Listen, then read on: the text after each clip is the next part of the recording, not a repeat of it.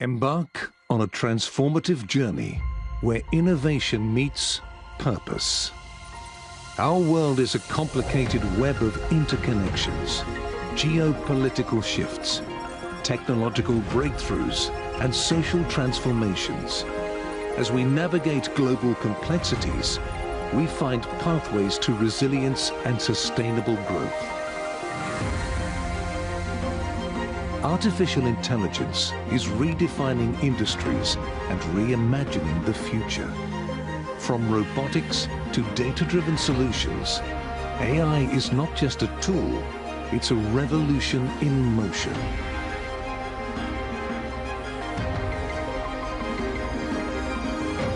Biotech is rewriting the blueprint of life and leading us into an era where genetic innovation transforms our evolution.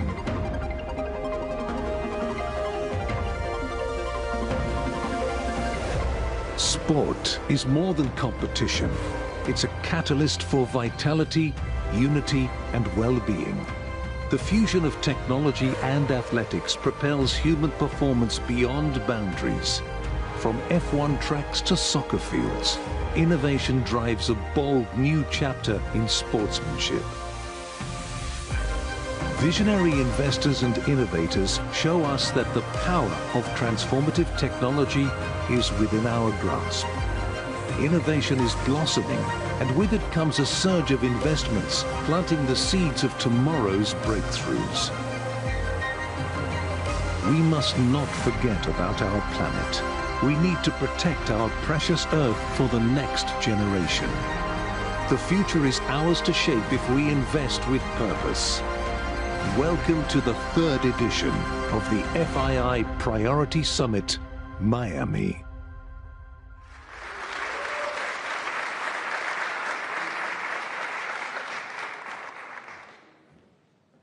Good afternoon.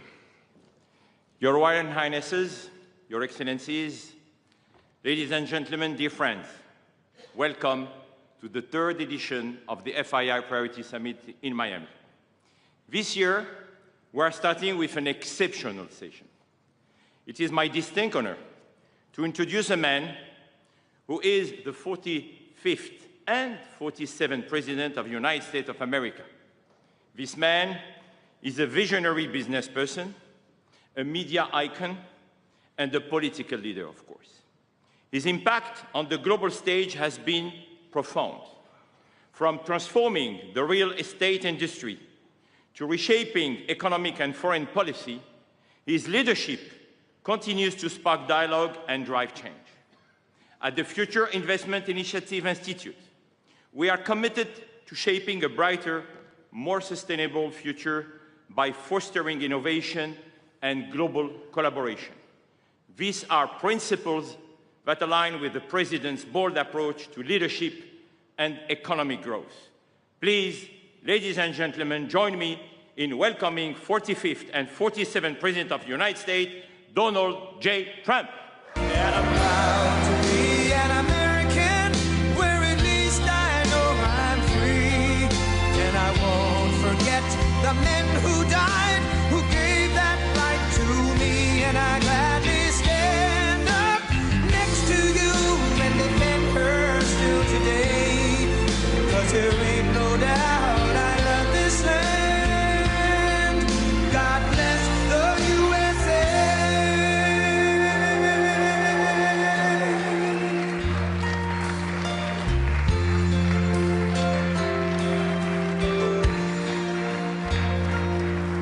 From the lakes of Minnesota to the hills of Tennessee, across the plains of Texas, from sea to shining sea, from Detroit down to Houston and New York to LA, where there's pride in every American heart, and it's time we stand and say that I'm proud to be an American, where at least I know I'm free. And I won't forget the men who died, who gave that right to me. And I gladly stand up next to you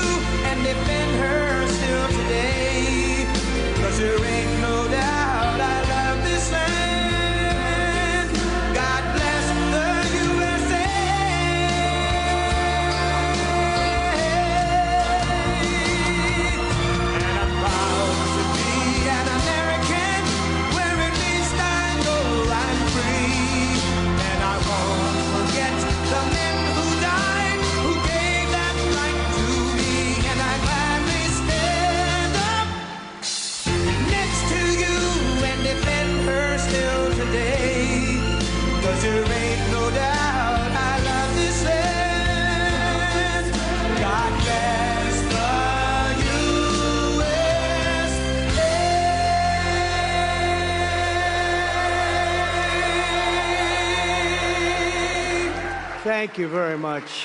What a great group this is. You have to see outside. It's going wild outside with a lot of love for all of us, I guess. But thank you, Richard, for the introduction, and thank you to all for such a warm welcome. It's great to be back in beautiful Miami, where I've actually built a lot of great buildings with the Desert family and some others. We've had tremendous success in Miami. We have Trump Towers and Sunny Isles Beach. It's 4 beautiful buildings right on the ocean. The Trump Grande, put the little E in the end for a little, class it up a little bit. Trump Grande, and the 700-acre Doral. It's a tremendous country club, and it's actually the most successful country club in the U.S., where I was just given approval to build 1,500 units, and I couldn't care less about building units. When you're president, who the hell wants to build units? I've been building units all my life. I don't want to build units, but they gave us permission to do it. But today is a tremendous honor. Become the first American president to address the Future Investment Initiative Institute. That's the first one. That's very, it's always nice. And I want to thank Mayor of Miami, Francis Suarez, for being here. Thank you very much, Francis, wherever you may be. Hi, Francis. And thank you for the endorsement when I ran. I was very appreciative.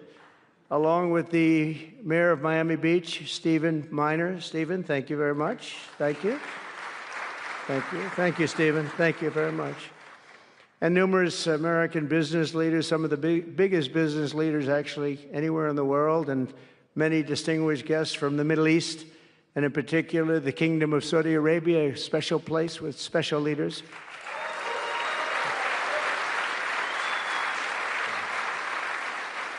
And including FII Institute Chairman and Governor of the Public Investment Fund, which is a seriously big fund. Yasser, I see you there. Stand up, Yasser. Everyone knows Yasser. Thank you. Great guy, great person. And Finance Minister Mohammed, thank you very much. Thank you, thank you very much. Good to see you again. That's pretty good, Finance Minister of that part of the world. That's not bad. Other parts of the world, not so good, but that one is good. And many other senior government leaders. I also want to recognize the Kingdom's ambassador to the United States, Her Royal Highness Princess Rima. Ooh, very popular. Very popular. Wow, that's very nice. Sitting next to Elon. Wow, you couldn't do better than that, huh? As well as my own special envoy to the Middle East, who's really done a fantastic job, Steve Witkoff. Thank you, Steve. He's been busy. And Michael Waltz is here. Where is Michael? Michael's been so busy. They've been going back and forth and back. And a woman who is just voted the most powerful woman anywhere in the world. No, I'm going to go with Princess Rima, but she was voted the most powerful woman anywhere in the world, Susie Wiles. Thank you. Thank you. Most powerful woman. That's pretty good. We have to talk to you about that, Susie. That's pretty good. And also, we all know Jared Kushner, a very special guy. Thank you, Jared. Thank you, Jared. And Elon Musk. He's been making a little news lately, hasn't he, though? Very positive news. Stand up, Elon. He's a great guy.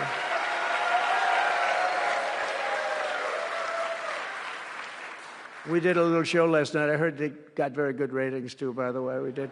Hannity.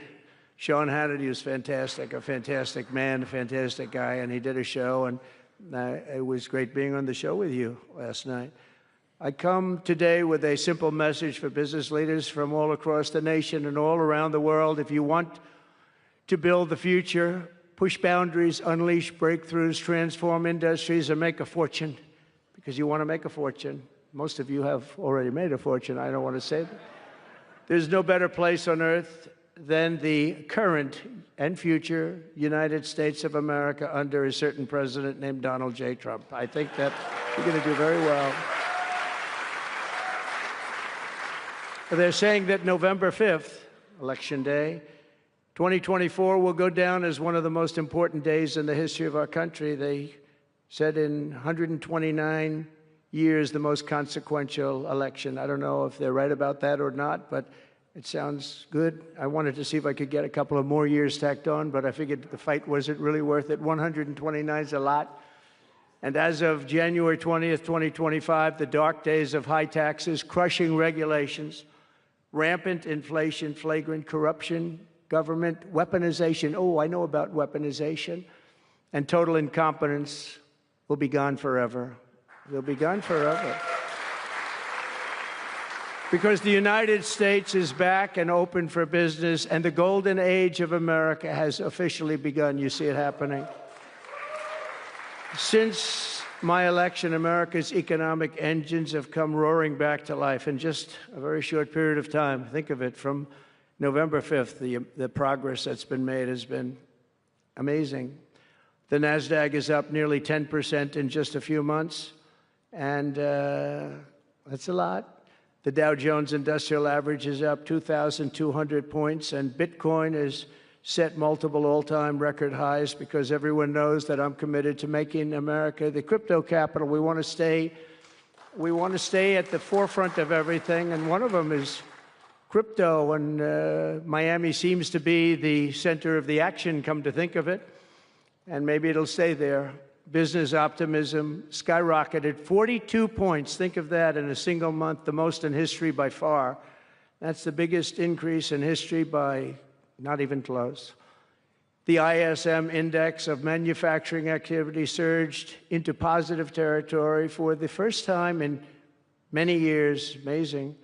And it was just announced, this is an interesting one, I didn't realize it was that bad for so long, but it was just announced by one of the nation's most historically accurate and respected pollsters, Rasmussen, that the number of Americans who believe our country is on the right track now exceeds those who think it's heading in the wrong direction for the first time in 20 years. Can you believe that? 20 years.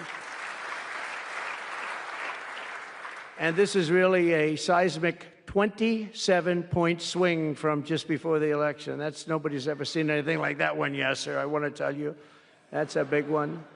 The best and most successful business leaders on earth are now racing to invest in the United States. Since November, DMAC has announced plans to invest $40 billion in the U.S., creating at least 10,000 jobs. SoftBank has announced investments of between $100 and $200 billion, creating at least 100,000 American jobs.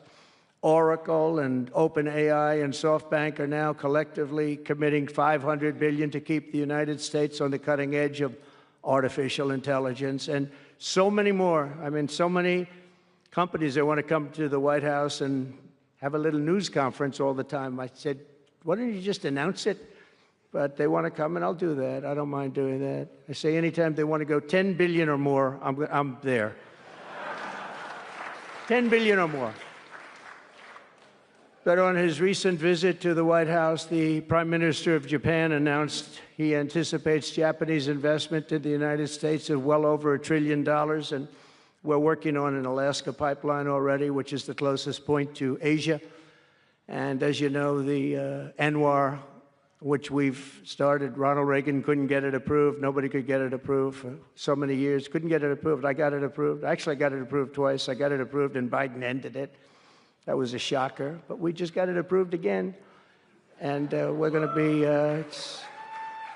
it's probably the largest deposit maybe anywhere in the world, just by itself. It's, they say, of similar size to Saudi Arabia, so we hope that's correct. But all of this is only happening because of the world-changing results of the 2024 election. We won the House.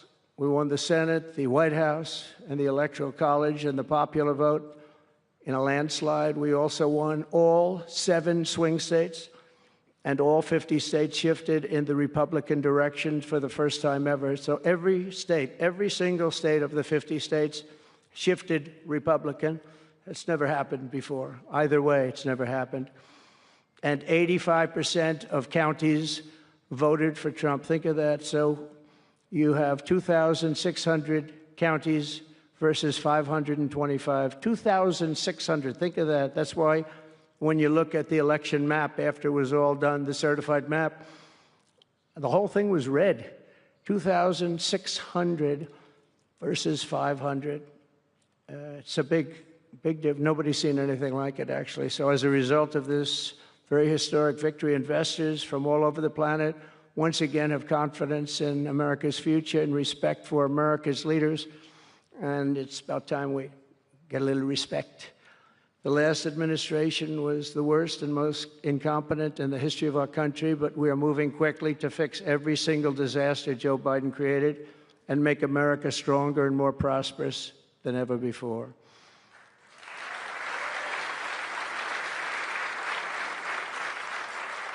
Our first and most urgent mission is to remove the criminals that Biden allowed into our country with the ridiculous and very dangerous open borders policy. They came from all over the world. They came from prisons and jails. They came from mental institutions and insane asylums. They were gang members. They were drug lords. They came from all over, and they were allowed to come into our country. And we're getting them out in record levels, just like they came in record levels. I want to thank Tom Homan and Christie, who was just she's doing a fantastic job, governor of South Dakota, and Tom Homan, you know, and they are doing a fantastic job. And the results are incredible. And every country is taking them back. They're sending their criminals to us, and they're all taking them back. We had a little problem with a couple of them that ended very quickly. And because some said, we don't really want MS-13 back in our country. But I said, congratulations, you're taking them back. And they take them back. And by the way, Europe and other places ought to start also doing that. They better start looking at immigration, because it's really hurting Europe very, very badly. And they better get smart, and they better get tough before it's too late. We're also working to end the highest inflation in our country's history, all caused because they played with our energy policy and wasted money on the Green New Scam and other things such as that. And they wasted monies at never seen before levels. If Joe Biden had simply held federal spending at the pre-pandemic levels we had in 2019, we would have virtually no inflation. We're trying to balance the budget immediately, and because of the tariff income, which is really, it's already turned out to be amazing, actually. It's really meant more for bringing countries and companies into our country, but it's, the numbers are rather staggering, because we're the big piggy bank that everybody wants to be, and they can play games and they can say, well, there'll be retribution and, you know, equal this and that, but they can't be equal. But we want to keep it so that we're the big piggy bank. And if we had years like we did the last 4 years, that wouldn't have lasted too long. So we're not promising it, but, you know, all of these things could happen. We hope to balance our budget. So I don't want to promise it, because if I do and we come about $10 short, the fake news media back there would say, we have breaking news. He did not make it. He did not make it.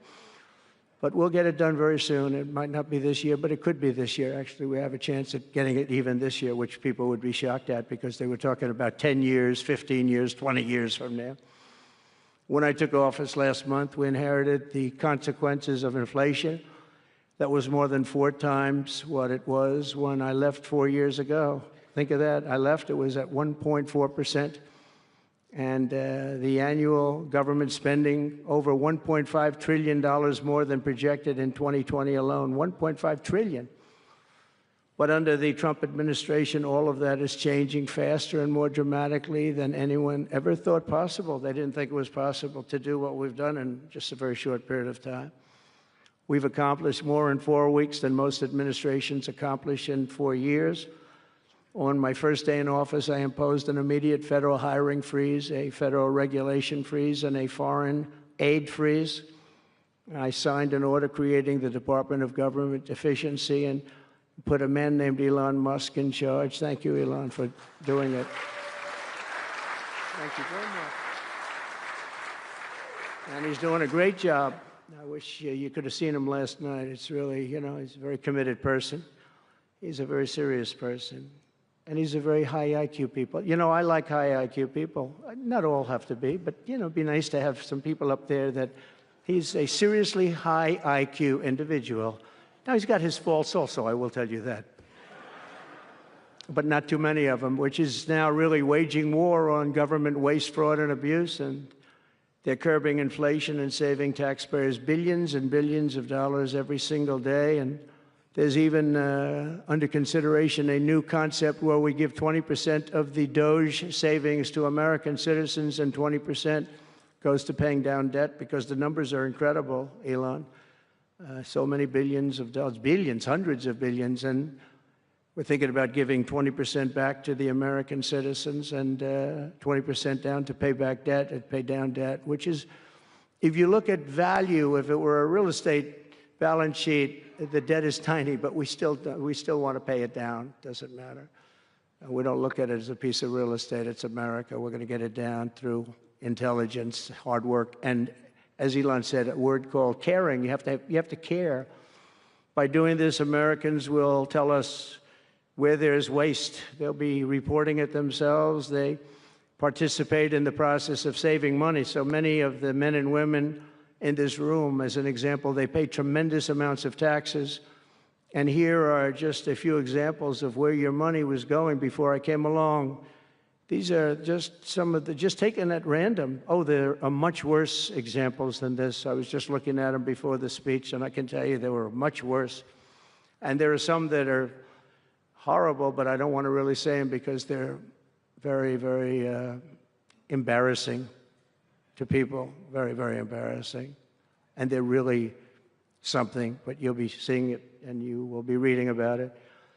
But just some taken at random: $2 million for sex change operations in Guatemala, $20 million for Sesame Street performances in Iraq. $20 million, that's a lot of money. You know, I know what it costs to do those things. You get a cast over for $50,000, give them a couple of bucks tip, and that's it. Not 20 million. 20 million, that's Gone with the Wind on steroids. $101 million for 29 diversity, equity, and inclusion contracts at the Department of Education. Wow. And we've canceled all of these, saved all of this money. And again, this is just a small sample. This could go on. I could read them all day. $520 million for a consultant. I want to know, who is that consultant? To do ESG, that's environmental, social, and governance investments in Africa. $25 million to promote biodiversity conservation and illicit livelihoods by developing socially responsible behavior in Colombia. $40 million to improve the social and economic inclusion of sedentary migrants. Nobody knows what that even means. None of this stuff, everyone's trying to figure out, what the hell does it all mean? $42 million for social and behavior changes in Uganda. 40 million's a lot of newspaper ads in Uganda. $70 million for research of evidence-based solutions for development challenges. $10 million for Mozambique medical male circumcision. What does that mean? $2.3 million for strengthening independent voices in Cambodia. $14 million for improving public procurement in Serbia. $486 million to the Consortium for Elections and Political Process Strengthening, including $22 million for inclusive, participatory political process in Moldova, and $21 million for voter turnout in India. What do we need to spend $21 million for voter turnout in India? Wow, $21 million. I guess they were trying to get somebody else elected. Wow, we ought to tell the Indian government, because when we hear that Russia spent about $2 in our country, it was a big deal, right? They took some internet ads for $2,000. This is a total breakthrough. $21 million for India elections. $29 million to strengthen the political landscape in Bangladesh.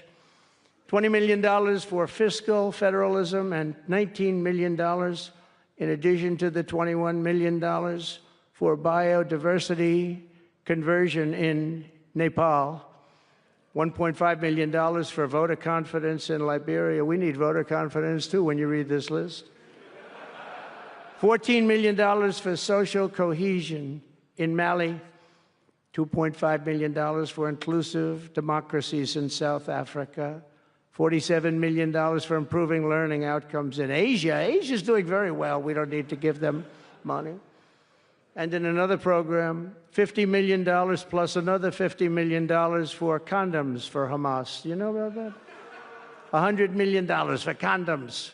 Condoms. Does everybody know what a condom is? For Hamas, $100 million. And these are just some. I could read this list all day long. I just don't want to bore you. But these are just some, and not nearly as bad as others. And some are just, I just don't want to say them because they're too incendiary. We're also finding tremendous abuse, waste, and fraud in Social Security. Social Security is, what's happening there is going to be one of the great potential scandals in history.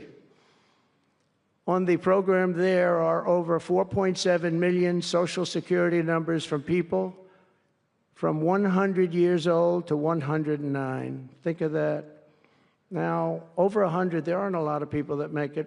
Hopefully, most of the people in this room will make it, but historically, you don't have thousands and thousands of people. But listen to this. 3.6 million people are on Social Security rolls from the age of 110 years old to 119. Do you think there are really that many? Those people are seriously old. But it gets worse. 3.47 million people are on Social Security from the age of 120 years old to 129 years old. 3.9 million people are on the age of Social Security from 130 years old to 139 years old. Now, the all-time record, I heard, is a woman who was 127 years old. That's the record. A woman from a certain country where they have actually people that live pretty long, actually. And she was 127 years old. That's pretty old. But we're topping her by millions of people. 3.5 million people from the age 140 to 149 years old. 1.3 million people are on Social Security from the age 150 to 159. And over 130,000 people are on Social Security over the age of 160 years old, okay? Including 1,039 people, think of it, over 1,000 people between the ages of 220 to 229. And one person between the age of 240 years old to 249. And the record topper, there is one person on Social Security who's 360 years old, which is approximately 110 years older than our country.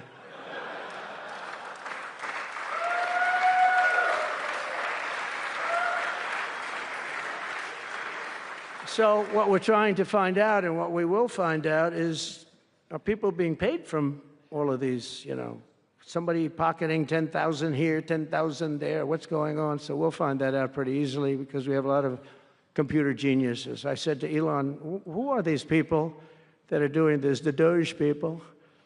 I said, who are they? Where do they come from? He said, well, number one, they love our country. Number two, they're really genius at computers. So nobody's going to fool them. When they go in, they see some bureaucrat that's scamming the country, and they try and talk about, you know, certain computer language. These people say, no, it doesn't work that way. These are people that have a natural ability as you know, brilliant computer people. It was very interesting when he told me that. I said, that's what you need today. But all of these scams have now been terminated. In addition, over the past month, we have effectively eliminated the U.S. Agency for International Development, which was funding much of this lunacy. We virtually shut down the out-of-control CFPB, escorting radical left bureaucrats out of the building and locking the doors behind them. What they were doing was so terrible. Where they were spending the money was so terrible. What we haven't looked at yet, but will be, is does the money come back to them? Because nobody can be stupid like that. And they're not stupid. They're smart, actually. And, you know, why are they doing that? Does money come back to them? So we'll figure that out pretty easily, I think, and quickly. But I've ended all of the so-called diversity, equity, and inclusion programs across the entire federal government and private sector, and notified every single government DEI officer that their jobs have been deleted. They're all deleted. And it's interesting, even these companies that have tremendous amounts of money, a number of them just announced, Walmart, if you can believe it, they just announced that they're stopping. And, you know, these companies are writing off like $220 million. How can you spend that much money no matter what you're doing? If you're teaching something, you're going to have an instructor, you're going to talk, you're going to give them a book. Please read the book. You know, and then you find they spent $225 million on that. What's going on? And we were going in the wrong way, and our military was really, although I tell you, you know, we defeated ISIS with our military in 3 weeks. General Raisin Kane he's some general, he's a real general, not a television general. And 3 weeks, ISIS, and I asked him, and I saw some of his people that were so great, the soldiers. We have the greatest military in the world, but we don't have the greatest top leadership. That's why Afghanistan was such a horrible situation and so embarrassing and so many other things. But when we want to, with proper leadership, there's nobody even close to us. We have the best equipment in the world. We make the best equipment in the world. But we have the best military, but, you know, we never fight to win. We fight to just keep it going forever. And when we fight to win, there's nobody that can even come close to us. But I was talking to General Dan Kane, we call him Raisin Kane, and I was told it would take about 4 years to defeat ISIS, and he did it in 3 weeks. I said to him, "What do you think, General? How long will it take?" "Sir, I think we should do it in less than 4 weeks. You're going to have time left over." And he did that. And we were told by the television generals it would take 4 years, so we did it. That's when I went to Iraq. I flew to Iraq, and late at night, the dark of night, all the windows closed, all the lights off in the plane, and Air Force One. And we flew in, and it was pretty amazing. I'll tell you, we were landing, and there were no lights in the plane. "Sir, we have to turn off all lights." I said, "You mean we spend $9 trillion and we have to fly in an Air Force One with the lights off?" And I went up to the pilot, said hello. And by the way, these guys are like central casting. These are the best-looking human beings. Everybody is like perfect. The most handsome people, the best-looking people you've ever seen with the flat tops and the whole thing. And I was a little concerned because the lights are off, and everything's off, and even the lights in where he was were down, very dim, very, very dim, with all of the lights on the fancy dashboards of the plane, of Air Force One. We're getting a new Air Force One if they can ever finish the damn thing. We're getting 2 of them, actually. But we may have to go a different route because it's taken them a long time. We're going to get military that's going to start building. We're going to get people to start building properly again in our country because they don't build properly. This was Boeing. But we're up there, and I'm looking at these people, and again, I say, they look like Tom Cruise, but better.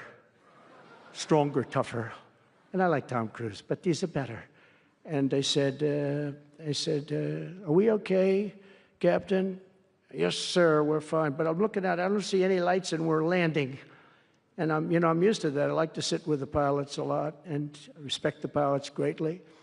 And we're up there, and, we have the computer. I call it the computer voice, where it goes 1,900, 800. It's feet. Your feet above ground. So that means you're very low. And I'm looking out, and my eyes are pretty good, and I don't see any lights. And the computer goes out. Sounds like an intelligent individual. It goes 1,000. We're 1,000 feet up. It's a 10-story building. There's a big plane. And then it goes 900, 800, 700. I say, "Captain, Captain, we don't see any lights. Is everything?" "Yes, sir, everything's fine, sir. We'll be landing in 3 minutes." And then it goes like 600, 500. Captain, are we okay? And then he goes 400, 300, 200. And I'm saying, man, there's nothing out there. And then he goes, boom, perfect landing right on this thing. There are no lights on the runway. There's no, I don't know how the hell they do it, but I'm sure as hell glad we had somebody that knows how to fly. But they didn't want to have any lights because they didn't want the enemy. After spending, you know, years and trillions of dollars, we have to land with Air Force One with no lights on the runway. But they were incredible people. And then I got out of the plane and I actually asked my people, you know, I said, excuse me, I was very brave sitting in that cockpit. Am I allowed to give myself the Congressional Medal of Honor? And they said, I don't think so, sir. I said, well, I felt I was extremely brave. But now here's the problem with saying a story like that when you kid. The press will say, President Donald Trump wanted to give himself the Congressional Medal of Honor. Headlines, you know, headlines all over, the fake news. We call it the fake news, but we're all wise to them. But it was something, and then I went down, and it was the same thing. I'm standing on the top, and I look down, and there's these handsome people. Everybody's like from a movie set, good-looking guys. I get down the stairs, and what's your name? My name is Kane, sir. What's your first name? They call me Raisin. I say, wait a minute, your name is Raisin Kane? I love you. I've been looking for you for 5 years. You are the great. This is what I want. And there was a general next to him. There was a colonel. There was a drill sergeant, a master sergeant. They were all like people. I could make a movie right now. I'd have the best-looking people ever. And they were great. And then I went in and, sir, would you like to rest before the bed? No, I don't want to rest. I don't want to rest. I've been resting on the plane, other than the last few moments, which were quite harrowing. And I said, I don't want to rest. He was thinking about Biden in advance, you know. Biden would have gone there. He would have rested for days. And then they wouldn't have had a meeting. He'd just go home. No, I said, I don't want to rest. I don't want to rest at all. I want to go. So we went into this like bunker, and we had a lot of very good, talented people. And that's when I asked him. I said, you know, I'm hearing it's going to take a long time. No, that's not right, sir. It's not going to take a long time. We'll have it done in 4 weeks. I said, how can you say 4 weeks when in Washington they said 4 years? He said, 4 weeks, sir. We'll hit them left, we'll hit them right, we'll hit them up the center, we'll hit them underground and overground, we'll knock the hell out of them, sir. And I said, why is it that they said so long? He said, because they wouldn't let us fight. And we're very far away. They want us to fight for this, from this airport. We're very, very far away, sir. And they want us to fight here. We have many substations out, sub-airports, they call them, remote airports, where they build them in the sand. And we have many of them. And I'd use them all, sir. And I would hit them so hard from so many different directions. I said, well, what do you think? He said, you just let me know. And I called him back, and I said, go ahead and do it. Are you sure you can do this, General? I said, yes, sir. And he did it actually in 3 weeks. It was over 100% of people that are really hurting the Middle East, hurting the world. And it was done. And we have, I'm telling you, we have the greatest military in the world, but you have to use the right people. But there's nothing like what they were able to do in that case and in other cases, wherever I gave them something, it was done incredibly well and you know many of the instances because it's been well reported. But we've also required, and so we have a country that's a great country. It's a strong country. But it's a country that's just now gaining its respect back to the levels that it should have never lost. We were being laughed at by the entire world, but we're not being laughed at anymore. But we've also required that all federal employees must once again show up to work. It's a new phenomenon, you know, since COVID. Show up to work in person like the rest of us. So I mean, it doesn't work when you don't show up. And I see companies now are all going back to it. They're all going back. It's great. I watch some of the big business leaders saying, we absolutely are going back. You can't work at home. They're not working. They're playing tennis, they're playing golf, or they have other jobs. But they're not working, or they're certainly not working hard. You could never build a company or a country with that. So we have a very strong policy, and if they don't show up to work, they get fired. And we're trying to make our government smaller but much stronger. and we have tremendous bureaucracy, but it's happening. A lot of people are leaving, and in some cases leaving with pretty good offers. You know, you're paid 7 or 8 months and go out, find a job. But some of these people had jobs. They were actually working for us, but they also had other jobs. And those people, in theory, they have problems. I don't know if we're going to do anything about that. So we have other things to do, but they were working other jobs instead of working for us. So they were staying home working, but they were working other jobs, getting paid a lot of money, perhaps. We offered deferred resignation buyouts to all federal workers, resulting in more than 75,000 bureaucrats voluntarily surrendering their taxpayer-funded jobs. A lot of them are leaving because they don't want to be caught having the second job. Some are leaving because they didn't want to be in government any longer. And some are leaving because they didn't want to show up to work. They wanted to work outside of an office. And that's never going to work for anybody, including companies. Companies ought to get smart. You watch these companies where they do that. They start going bad. Nobody knows what's wrong with this company. Well, try getting the people back into the office where they can be cohesive and together.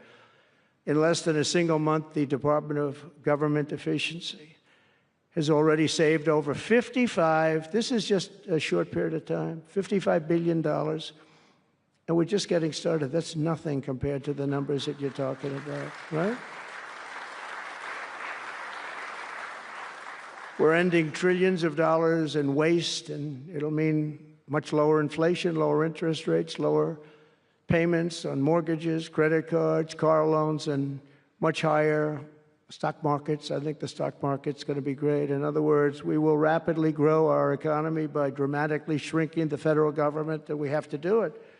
I'm also taking fast action to end the radical left's nation-wrecking crusade against oil and natural gas. Over the past 4 years, the Biden administration cut the number of new oil leases and gas leases by 95%. They slowed new pipeline. I mean, look at Dakota Access, they wanted that one knocked out. The Keystone Pipeline, they wanted that one knocked out. They ended the Keystone. We got the Dakota Access done, but it wasn't easy after they tried to stop it. They slowed new oil and gas pipeline construction to virtually a halt. They shut down 38% of active oil and gas rigs in the United States, but they love the wind turbines. They go round and round and round, and if the wind doesn't blow, they got problems. They kill all the birds. They ruin the sight lines. They ruin the plains and the beautiful areas of our country, including the oceans, the lakes. They closed more than 50 power plants, all causing energy prices to skyrocket. You saw that happen. That's what caused inflation. Pretty easy.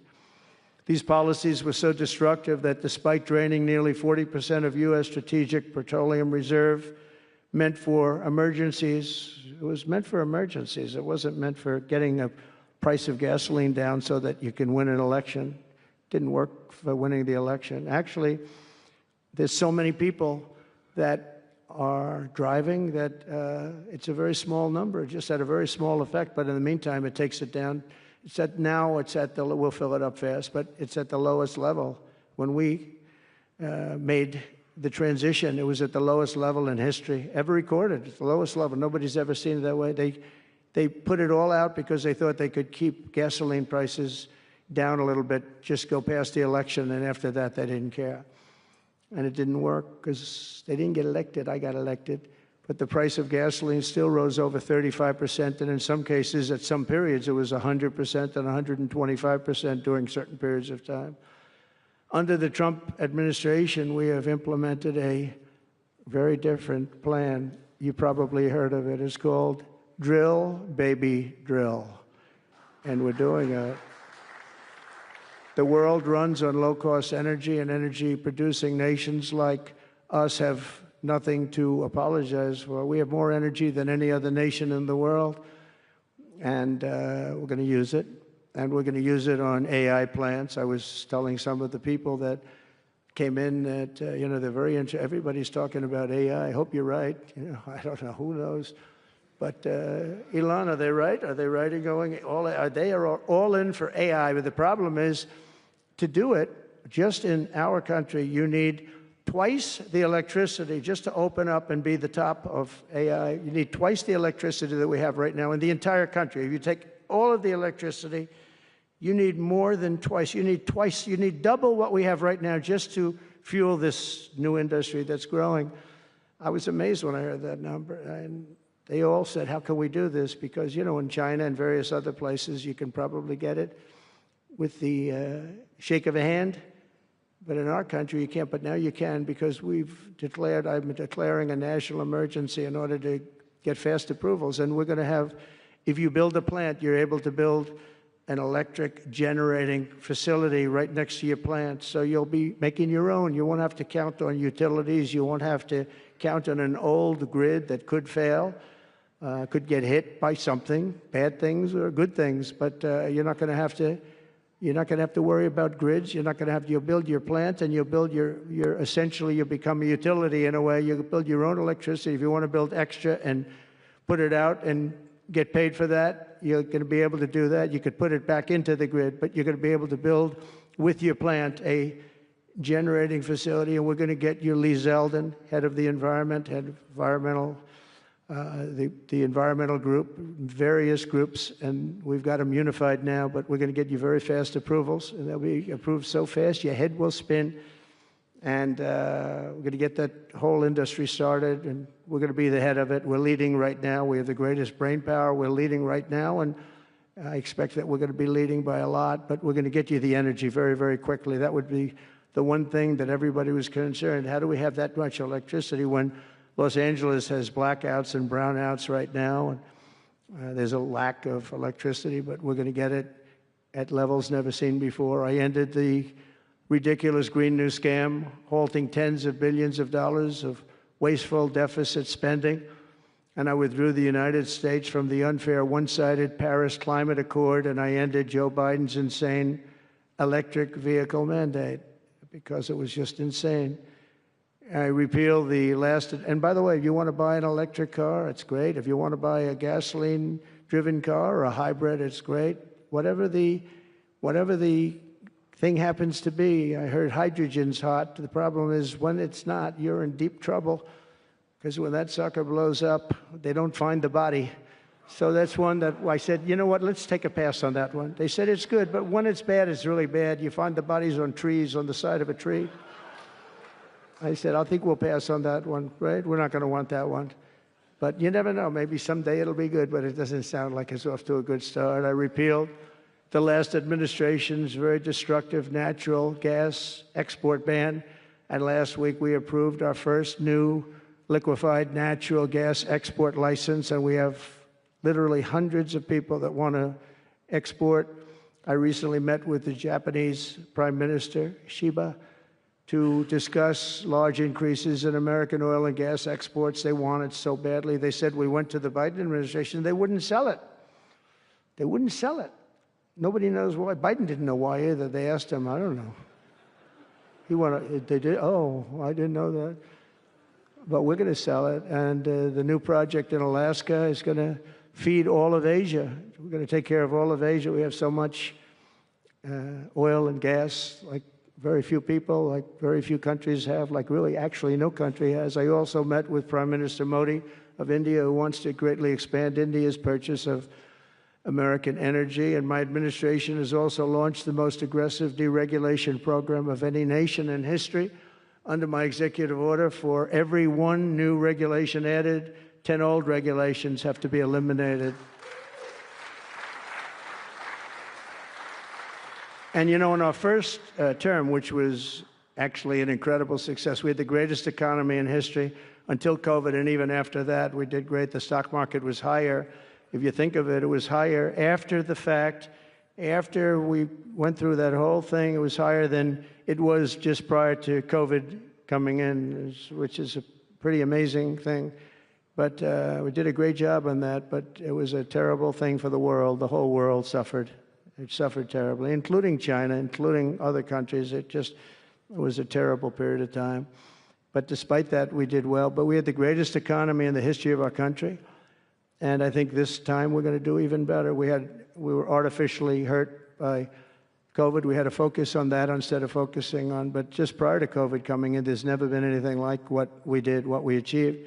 And even after, we did very well, and especially considering what all of us had to do with COVID. Some nations were hit so badly, it's just unbelievable what happened to them. As part of our effort, I've signed executive orders to keep the United States at the forefront of artificial intelligence and to end Joe Biden's war on Bitcoin and crypto. We ended that war totally. That war is over. They were very hostile toward them until the very end, just because there's so many people on Bitcoin and crypto that just before the end, the SEC came out and they were being very nice. I was so nice to people because so many people were being indicted for no reason whatsoever. Very political group of people. That's all they did was they liked indicting people, but they were being indicted, and many of those indictments were dropped just before the election because they said, wait a minute, there's 100 million, 125 million people using this, and they didn't want to have, you know, all these people being voted against. But by the time they did that, it was too late. We had that vote entirely, I think. I think anybody smart that believed in that, and there are a lot of people believing it, anybody that was smart voted for Trump. And they pulled the indictments. And I see people that were indicted, I said, I saved your life. I saved your life. Because if they thought that, they actually thought that I was doing it, they said, why is Trump doing it? Is he doing it for political reasons? I don't do anything for political reasons. I do what's right. I want to be in the forefront of every industry. So I'll be working with the Republican Congress to pass the largest tax cuts in American history. And that includes, obviously, that includes we have to extend the Trump tax cuts, which were, until now, the largest. We're going to dramatically cut taxes for families and for workers and for companies, including no tax on tips and hopefully no tax on Social Security and no tax on overtime. And that overtime one is a sleeper because I think a lot of people are going to be spurred on to do a lot of extra work. When they hear that, it's a lot of companies really like it, and a lot of people really like it. The new Trump tax cuts will also include 100% expensing for new factory construction in the United States and anything else that you're going to buy with capital. If you buy something that is going to be good for our country, we're going to let you expense it. 1 year expense, and I did that the first time, and everybody was saying, can you go back to that? Now you still get, I guess, 40% or whatever, but it, you know, pares down, but we're going to bring that right up to the top level. I think that had a lot to do with the success that I had during my first term. And we'll substantially cut taxes for all domestic producers of oil and gas and just about everything else that they produce.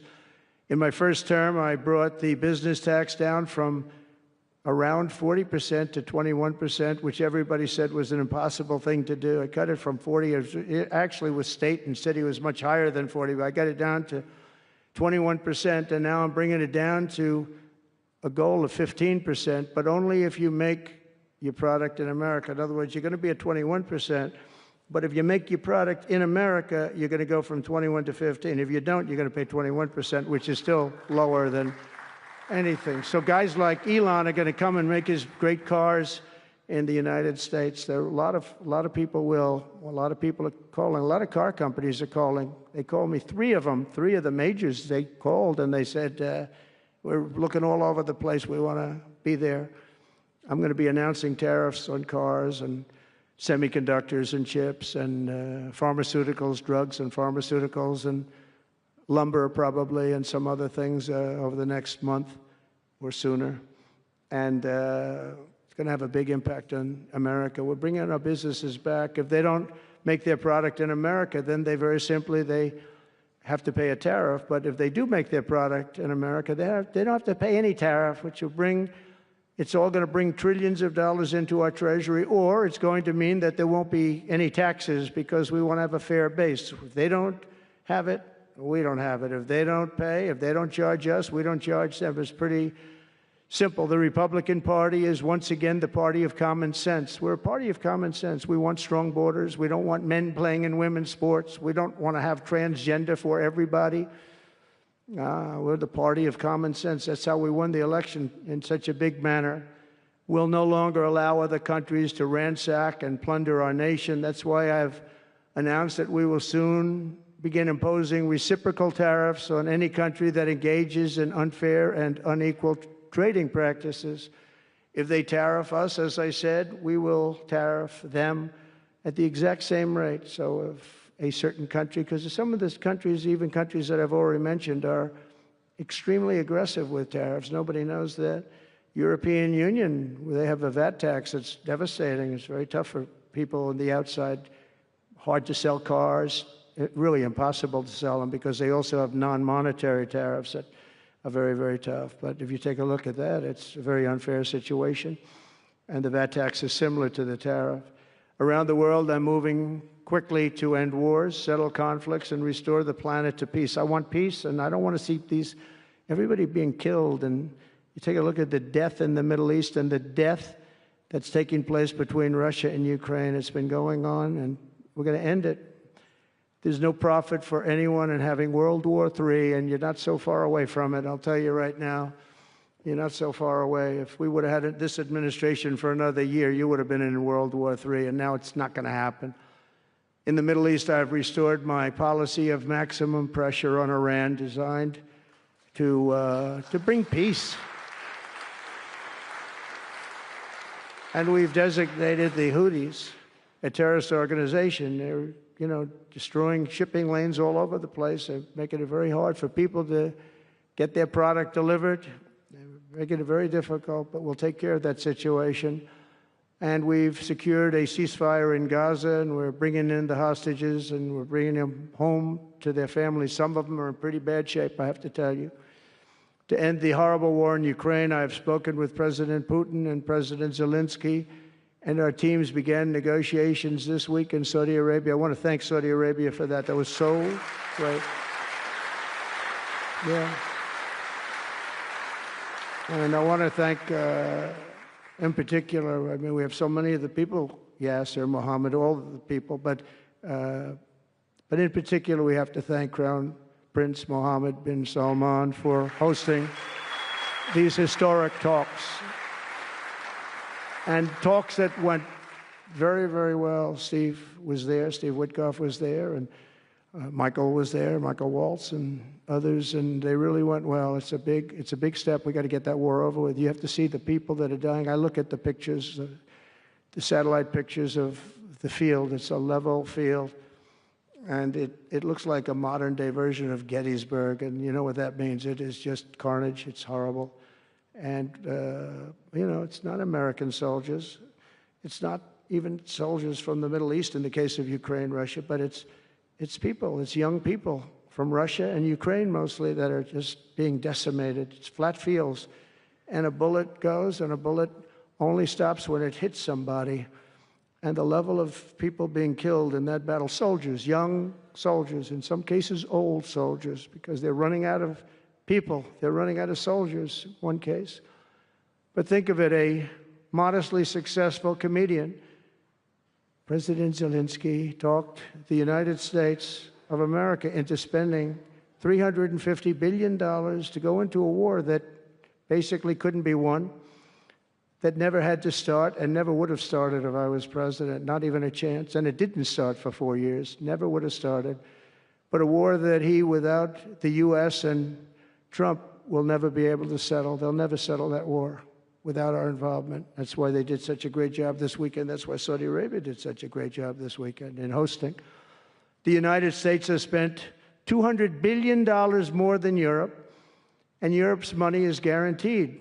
They get their money back. It's a form of a loan. Nobody knows that. I know that. I said, why isn't somebody saying, we do it the same way?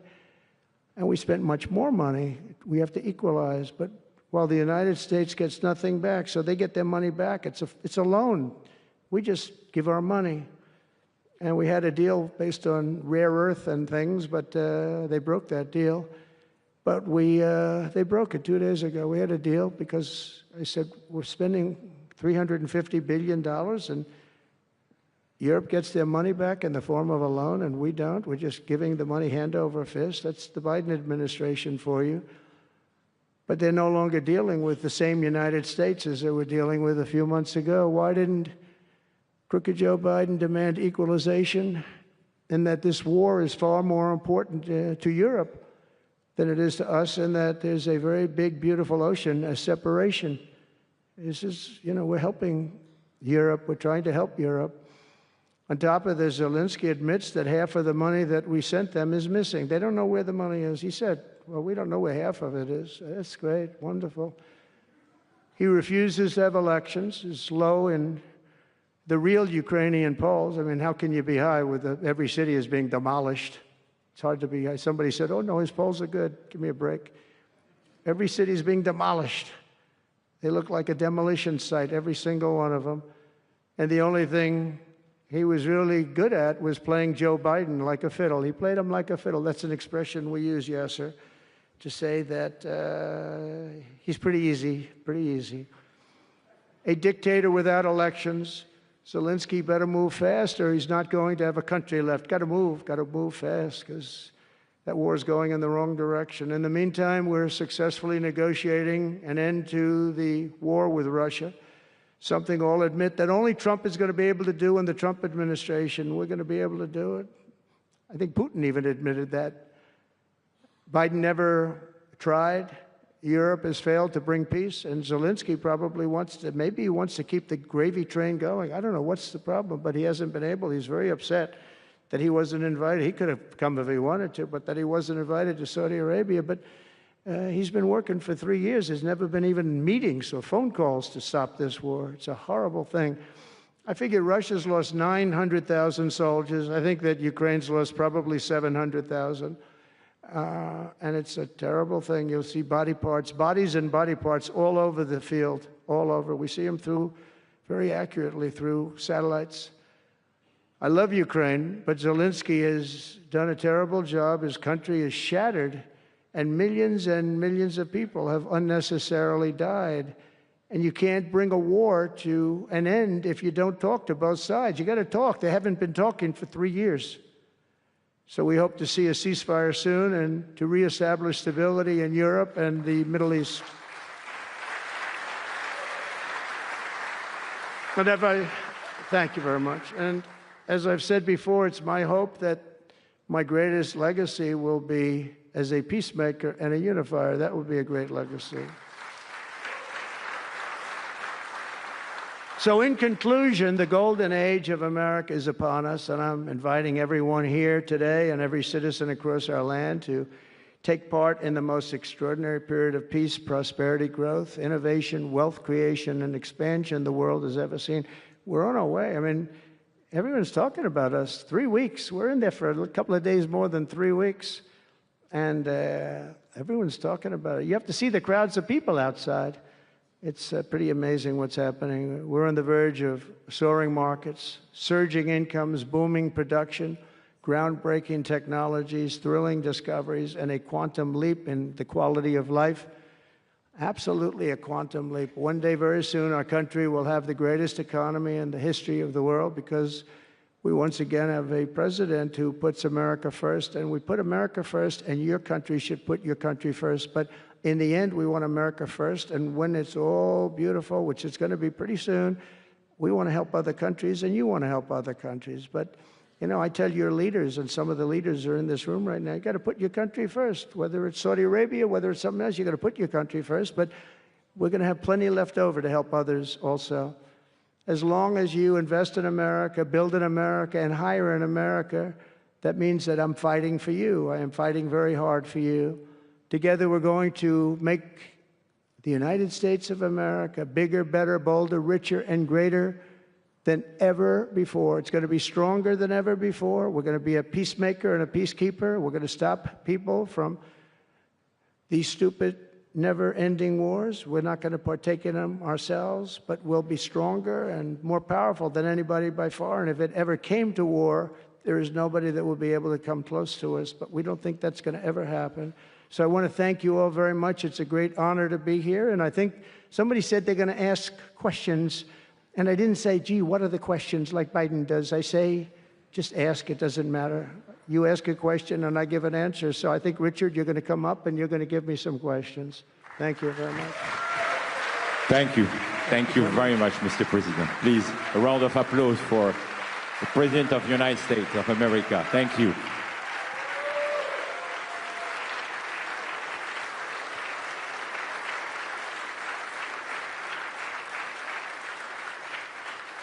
Mr. President, thank you for accepting to take a few questions. 20 years ago, I don't know if you will remember we were under the same roof in Orlando and you were delivering an amazing speech in front of 3,000 sales reps, giving them the best advice to be successful. So what is the best piece of advice that you have ever received? Well, I think it was watching my father. You know, my father was a very hard worker, and he just worked hard. And he was very smart. He had good genetics. His brother was the longest-serving professor in the history of MIT, Dr. John Trump.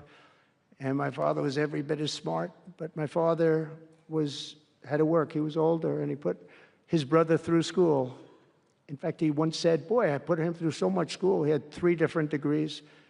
And they asked him to stay on at MIT. But my father was the same ilk. And I noticed that my father was a happy man. And what he did is he worked. He just worked all the time. He worked. And he loved it. And really, I think the best piece of advice I got from that is you have to love what you do. And if you love what you do, you're going to have a happy life. If you don't, I mean, I see so many people, they're in businesses that they don't want to be in. They're in businesses that, you know, they're bored in or they're not good at. They don't have a natural ability at it. There is such a thing as natural ability, whether it's sports or acting or anything else. I mean, some people have an ability for something. Try and find that ability. But you have to love what you do. If you love what you do, you're going to be, at least you have a good chance of being successful. Mr. President, it's almost time for an early dinner. So if you are throwing a dinner party and you can invite 3 fascinating guests, living or dead, who would you bring? Well, they're all sitting right in the front row. Yes, sir. Are you ready? Mohammed, are you ready? Steve Witkoff, and we have the most important person, at least until the World Cup is over, is here. Johnny, stand up. He gave the United States the World Cup. Johnny, thank you very much. I didn't know you were here. That's very good. He's the king of soccer. That's not bad. And you've done a fantastic job. You know, but it's very interesting. When I was president, I got the World Cup, and I got all of the, you know, we have the 250 anniversary, so that fell in this administration. That's a big deal, 250 years. But we have all of these things happening, and I also got the Olympics. And I was called by the mayor of Los Angeles, sir, would you call up the Olympic Committee, because it was at that time President Obama will not take their phone call, and we're going to get the Olympics in Los Angeles. And by the way, they've recommitted to Los Angeles at a level that, you know, I was very worried about that. And they've, the opposite, you know, somebody could have said, well, we're going to do it someplace else, until they have actually recommitted. They're going to make it bigger and better than ever. So I want to let you know that. But I had the Olympics. So I got the Olympics, I got the World Cup, and I said, and the 250, but that one I didn't get. But it was there. It was in this term. And I ran an election, and we did fantastic in 2016. We did much better, millions and millions, tens of millions, but millions and millions of votes better. And bad things happened, and I didn't get that one. And I said, you know, when I originally signed the Olympics, I said, I won't be able to even be president. And I got the Olympics, because if I didn't, when I spoke with the people, the organizing committee and the people in different parts of the world, they asked me to do it because the president wouldn't do it. I was president-elect, and I gave them a talk. I couldn't get them off the phone. They were starving for love. And the bottom line, they gave us the Olympics. And I said, you know, isn't it sad? I won't be president. Then we had the election result, and now I'm president for the Olympics and for the World Cup. So I'm very happy about that, Johnny. Thank you very much. Thank you. I'll be there. I promise I'll be there. And by the way, Mr. President, backstage you have a gift from Johnny. He gave us the first ball with your name, which will be played for the World Cup. That's great. In America. It's going to be great. Thank you, Johnny, very much. I doubt that any day you will take a sabbatical year, but if you could take a sabbatical year, Mr. President, what unconventional thing would you do? What was the word? Sabbatical. You don't work for 1 year. I thought you said Sabbath. It's a big difference. It's almost the opposite when you think about it, right? I think what I do is, look, what I'm doing now is the most exciting job in the world. It's a hard job, not an easy job. It's a nasty job. It could be a lot easier with, you know, I think that the news media has to straighten themselves out, because people are getting it. You know, they're losing tremendous popularity, and they've lost their prestige, and they've lost their credibility. And I think it's a very important thing, the news media, but I think they have to straighten themselves out, because the people are going around them now. They have so many different things with, like Elon with X, which was a big thing, and we have Truth, which has been fantastic, and we have so many other things that you don't really need traditional. But I will tell you that there is just nothing I could do to enjoy my life, whether it's that or anything else that you'd ask, because this is the ultimate. I mean, I had to make a big decision, and it was a very risky decision, because if I would have lost, my life would have been a much different life. It would have been a very nasty life. They were going after me at levels that nobody's ever seen before. Not Andrew Jackson, not Abraham Lincoln. You know, the historians say that the president that was treated the worst by far by the media and overall was Andrew Jackson. In fact, his wife died of heartbreak. They were treated really rough. And Abraham Lincoln was second, but he had a civil war. You know, you can understand that. But nobody was treated like me, nobody. And I will tell you, you learn a lot about yourself. But there's nothing I'd rather do. I had to make a decision, do I do this? Because if I lost, it would have been very, very bad. It was dangerous, actually, very dangerous in so many different ways.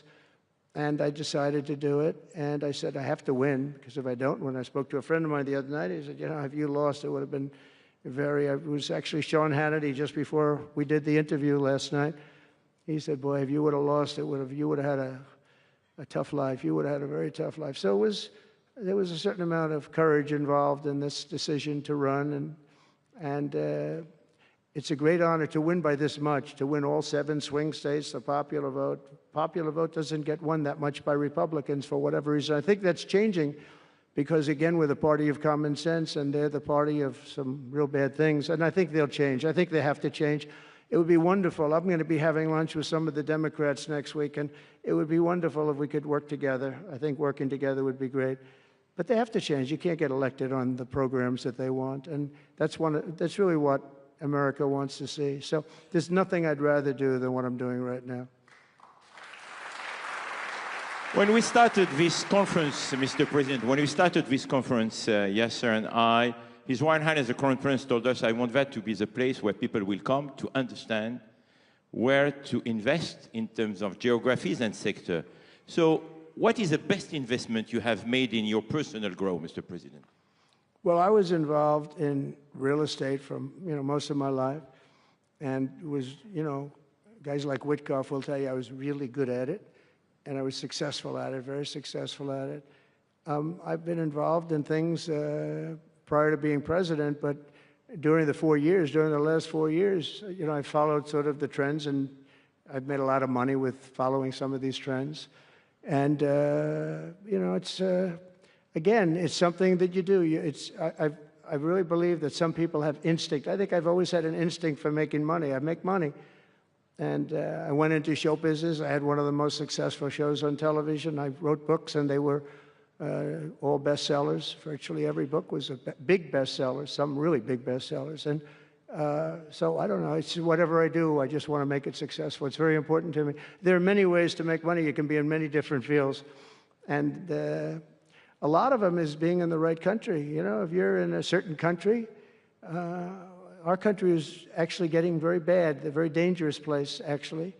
Bad things were happening. But if you're in a certain country, you have a chance to do well. And no matter how good you are, if you were born into the wrong country, you're not going to make money. Now, you can do other things. You can attain power, I guess. Maybe it's the wrong kind of power, but it's power. But being in the right country, where you have the right incentives and, entrepreneurship, et cetera, and America has always been sort of at the top, or one of the top, but always pretty much at the top. But it was losing that position, and I think losing it rapidly. This last administration, look, I don't want to be, I wish I could say, I wouldn't have run. If I thought Biden was doing a good job, if I thought I wouldn't have run. Because as I said, it was very dangerous to run in a lot of ways. In fact, my ear will show that when you look at it closely. My ear, I have that throbbing feeling every once in a while, but it was dangerous in a lot of different ways. But he was so bad that I had no choice but to do it. If I thought he was doing a great job, I wouldn't have run, and I would be very happy. I actually wanted him to do a good job. I was saying, do this, do that. I'm telling them, do things. They should have done what I said. And but I would have been very happy not to have run, and frankly, to have seen somebody do a good job, but our country was going to hell, and I really sort of had to run. If you were a historical ruler, would you prefer to rule during war or peace? Well, I want to be, again, a peacemaker, and I want to keep us out of war, but sometimes to do that, you have to have a very strong country, you have to have a very strong military. And as I said, we have a much stronger military than anyone would know. We have the best equipment, and I bought a lot of it. I rebuilt our military in the first 4 years. I rebuilt it. We gave a lot of it away to Afghanistan, to the Taliban, stupidly, but that's a very small amount relative. It was billions and billions, but it's still a very small amount relatively to what we built. But I largely rebuilt our military. Now I'm going to have to do it again because so much has been given away, so much has been treated so badly. But to keep peace, you really have to, I have a thing, strength through, and I mean it, you really have it. You have strength, and you need the strength, but it's really peace through strength, because without the strength, it's going to be very hard to have peace, because you're going to be taken over, bad things are going to happen, so you really want to have peace through strength, and that's where I've done it. Having strength, having power in that sense to protect yourself and your people is a very important thing. Hopefully you don't have to use that power. I will tell you, I was dealing with President Putin very successfully on denuclearization. We were talking about it very seriously, and then COVID came and lots of things came, and we had also talked to China about it. Now, Russia and us have the biggest nuclear by far. China is not close, but they will be close. In 3 or 4 years or 5 years, they'll be equal. But we were going to talk to China, and I spoke to President Xi about it very successfully. I think we were going to denuclearize it. We would have had to get the smaller nuclear powers, of which there are 4, 3 maybe, but 4 probably, to do something. We would have been able to do that. But I was having very strong talks with President Putin about denuclearization. And, you know, if you're president, you get presentations about what we're building, what we're having, the power of weapons, the power of many things besides weapons per se.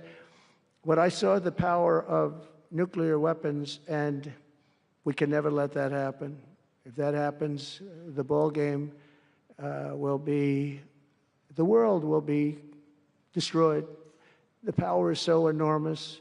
You look at Hiroshima, you look at Nagasaki, multiply that times 500 times, and the world would be destroyed. So you want somebody as your president, or you want somebody as your leader that understands that. We just can't let that happen. We can't let other countries get nuclear weapons. Not only Iran. Iran is a good example, and maybe the one that people think about, but we can't let that happen. The power of weaponry today is so enormous that the world would disintegrate, so we can't let it happen. Mr. President, if you had to describe the United States of America in just 3 words, what would they be? In 3 words? 3 words. Love, respect, and strength. That's a tough question. That might be my best answer, Yasser. That reminds me of high school, that one, but that may have been the toughest question, actually. Do you think Joe Biden could have done that? I don't think so. I don't think so.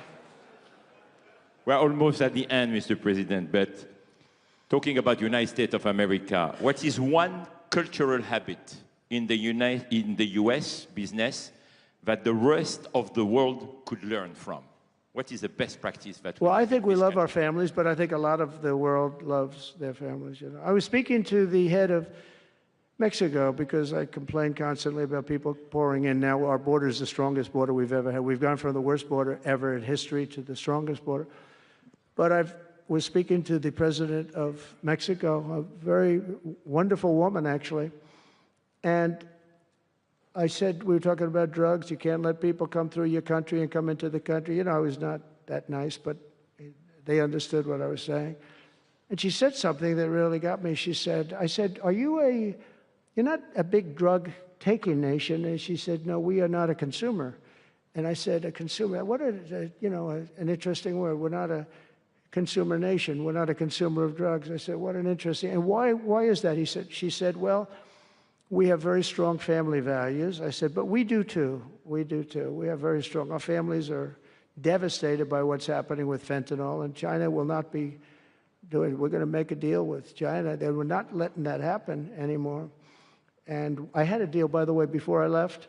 I had a deal with President Xi where they were going to give the maximum penalty to anybody making fentanyl and sending it into the United States. And their maximum penalty is the death penalty, and it would have stopped. But when the election turned out to be a rigged election, but that's okay. When an election turned out to be, it was an election that shouldn't have happened. All the things that happened. I'll give you an example.